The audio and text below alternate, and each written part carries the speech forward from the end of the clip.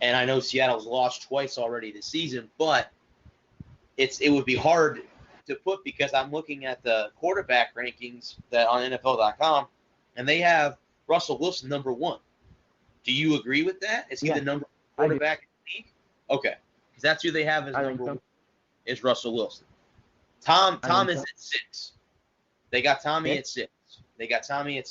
Yeah, I think that's fair. They have Aaron Rodgers. He's up there. Lamar Jackson is up top there. 5? Let me see who the top 5 are. I know Russell Wilson is number 1. Right. I think I would. Mitch Trubisky is dead last. That's who they have ranked dead last, I believe. Let's see. They have Russell Wilson number 1. Let's see who's number 2. Aaron Rodgers is number 2. I think that's fair. The third-ranked quarterback is Lamar Jackson. Actually, he's tied for third with Deshaun Watson, which I agree with that. Watson's been a good quarterback. More or less. Let's see, who do they have? Number 5, they have Matthew Stafford. Do you agree with that? They got Matthew at number 5. Up 2 spots from last week. They had him at 7. So he's moved up. My heart wants to say yes. My head wants to say no. Okay.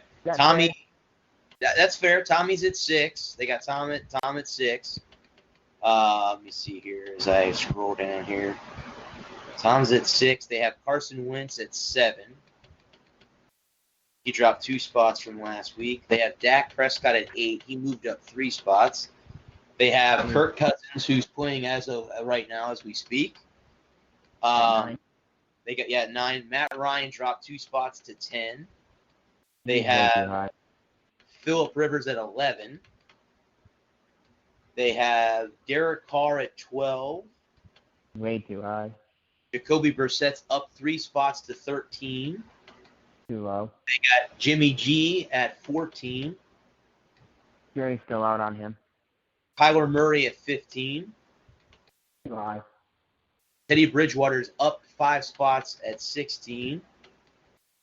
I don't think that's fair to rank him because he's not going to once Rivers is 100%, he's not going to be. Yeah. They have Gardner Minshew at 17, the kid in Jacksonville. Right. Jared Goff is up 2 spots to 18. They have Baker Mayfield at 19. Yeah, probably.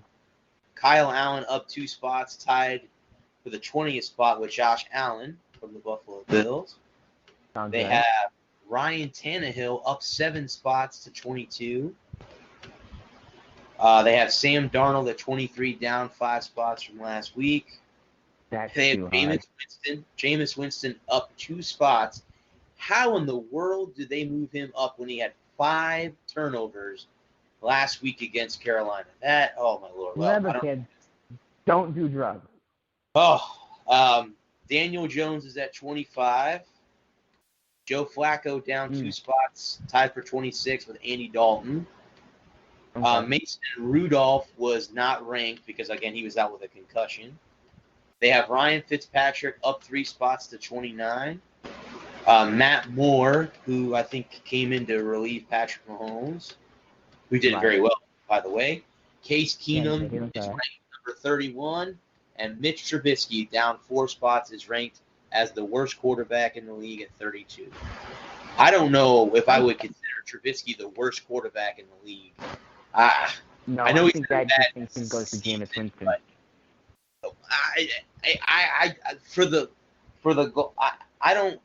If the Bucs, if they sign him to an extension, they franchise tag him or they sign him to another 1-year deal, I don't know what Bruce Arians and Jason Light see because he is so inconsistent. The game against the Rams, that was a couple days from my birthday, that was a great ball game.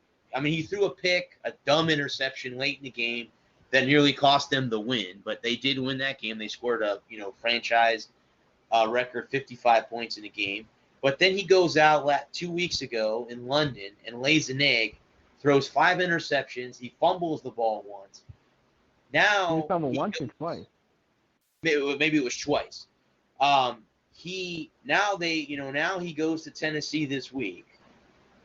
They're not going to get Mariota because he got benched. Ryan Tannehill's their quarterback, so I'm going to watch that game on because again, it'll be the local game anyway. But I mean, right.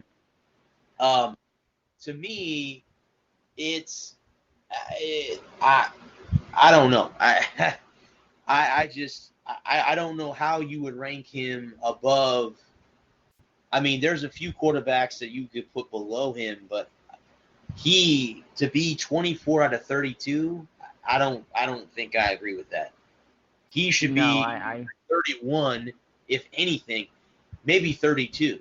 I mean, I don't understand how. Again, that's not my rankings. I would have to sit down and do my homework and kind of give you my top. Yeah. 32. But I mean, that's weird. That's strange. That's very weird. Very weird. My top five right now, I would think, number one would be Russell Wilson. Number two is Aaron Rodgers.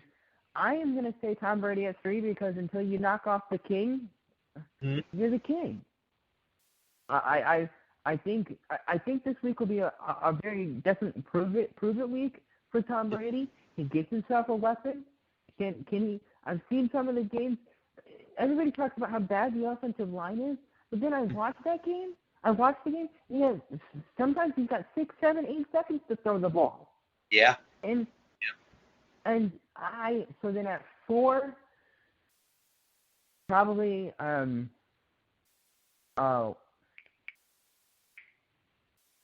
Lamar Jackson. 5, I'm gonna go the kid in Houston. Yeah, Watson. And 6, 6, I'm gonna shock the world, and I'm gonna say Jacoby Brissett. I think Brissett should be high. I think Brissett should be in the top 10 right now. If we're talking about 2019, the season of 2019, not looking at 2018, not looking at 2020, in 2019, these are my top 6. I'm gonna ride with any one of those guys. Yeah. And then coming in at an honorable mention is Teddy Bridgewater. Yeah. You're saying you're the GM of a franchise that's 4-2 in the midway of the point. You pick any one of those. You pick your quarterbacks. You can have any one of the top 10. Any one of those guys, I'd be more than happy to ride with. Yeah. And I think, is that breaking? Oh, okay, never mind. Basketball stuff. I was gonna say, but did you want to flip topics to talk about the World Series? Have you watched any of the World Series yet? Yeah, I watched a little. They start these games at 8:00, and working at 6:00 in the morning. I gotta be up by 5, so I don't get to watch the end of all that's tough. Yeah, that's hard. I got you. Yeah. So I watched the first. Okay, I'll be honest with you. I was afraid that the Washington was going to come out incredibly flat. Yeah, I would say I agree with you. I thought the Nats were going to, because of being off so long, waiting for the Houston Astros to clinch over the Yankees. Yeah. Yep. I did not see Houston. I did not see they played outstanding baseball. They're back. Their bats, their pitching, their defense has all been there. Honestly, I was afraid that we were gonna have a repeat of 2006. Yeah. Well, I mean, last night especially. I mean, again, they beat Garrett Cole in Game 1, which hasn't happened since May. I didn't know until someone had told me at work that Garrett Cole hasn't lost since May. I'm like, May? That was 5 months ago.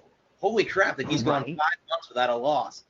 So for them to come out on the road on top of that, because the odds were stacked against them. If you looked at the odds in Vegas, I think it was a 240. I don't know how they map out baseball. I'm trying to figure that out. I know how they map out college football by points and over under and all that stuff. And I don't know how they do hockey either. I have to go in and do my homework on that. But I know that the Nationals were a huge, huge underdog in Vegas. Huge. I mean, And if I was a betting man and if I had the money to do that, I probably would have put my money. I predicted when it first came out, I said it was going to be the Nationals in 7. That still might happen because we don't know what's going to happen now that the series shifts to Washington. Now, on the flip side of it, the Nationals have the next 3 games in a row at home. Zach Greinke has not been Zach Greinke. So if the Nationals can win tomorrow night and they take a 3-0 lead and they lose game 4, say they bring Verlander back or they bring Garrett Cole back to pitch game 4 or whatever on short rest or however, AJ Hinch wants to do that, however they want to do it, the advantage to me has to be Washington because, again, you're at home. You're not in Houston. You're at home. You have won – they won 7 straight playoff games. They haven't lost – they've won 7 games in a row. The record, I believe, is 9 or 8 or 9 held by the Red Sox – by Boston, who won – Boston won 8 games in a row in the 2004 because we swept the Yankees after being down 3-0, and we swept the St. Louis Cardinals in the World Series. But the thing is, I've been shocked that they, and last night when they busted it open, they had 6 runs there. It's interesting to see, but then again, it's a great story because if they win, it'll be the first World Series that the Nationals have had. Now I know they were the Senators at one time, and they went on to become the Expos and and all that stuff, and now they're back in Washington. But it comes down to that. I mean, let me ask you a question. Do you know the only Major League Baseball team that has yet to appear in a World Series? It is a current team. I will give you that kind of hint. But can you give me a guess on who the only MLB team is that has never been to a World Series? Because I know the answer. I found out the other day myself. But I'll ask you that question. Seattle. There you go. The Seattle Mariners. The Mariners are the only MLB current franchise that has never been in the World Series. So, but I mean, the Nationals, if they play like they've done the first 2 games, it might be a sweep. It might be a sweep. I had it the other way around. I had Houston in 4 or 5. Yeah. I mean, I think a lot of us did. I mean, I took the Nationals because everybody was picking Houston. And I'm an American League guy, so of course it would be great for the American League to win a World Series. But I mean, it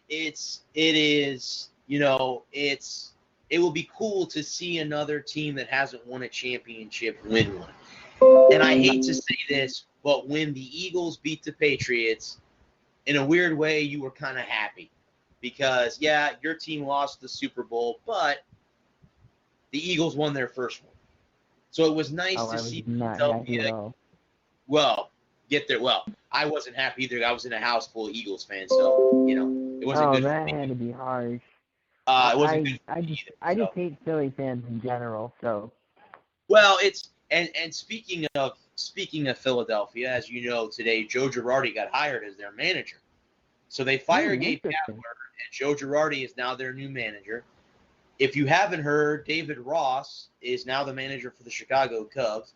Joe Madden signed with the LA Angels. That's not a shocker. I thought sure he'd go to LA. He landed there, so that's good.